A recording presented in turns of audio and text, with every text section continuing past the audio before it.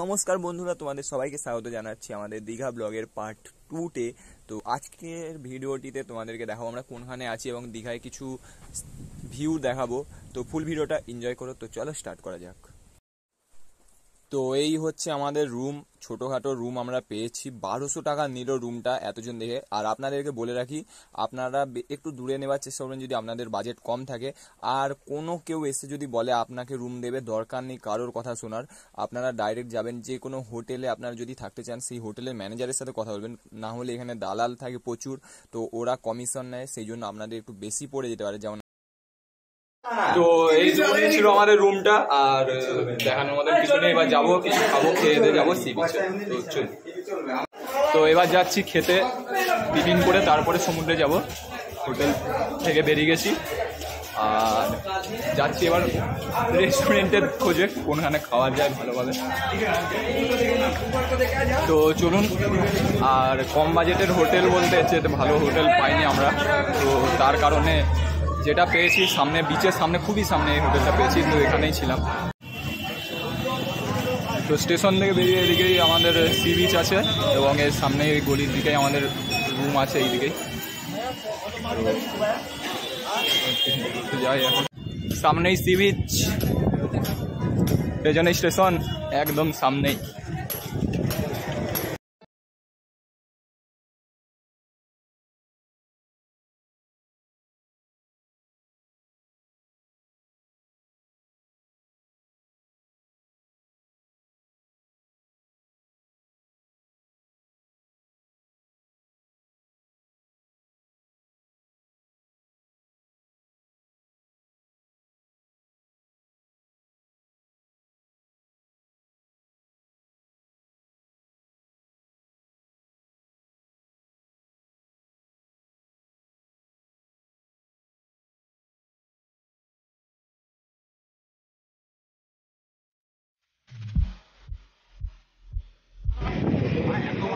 ফাটা উড়ে গেছিল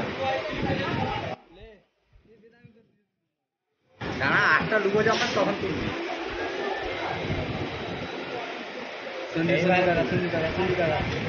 হাতটা তুলো তবে তো এই হবে। এইবার তুলুন আমাদের বাস ছোটকু, আজ তাদের তো কিছুই পড়েনি এখনো।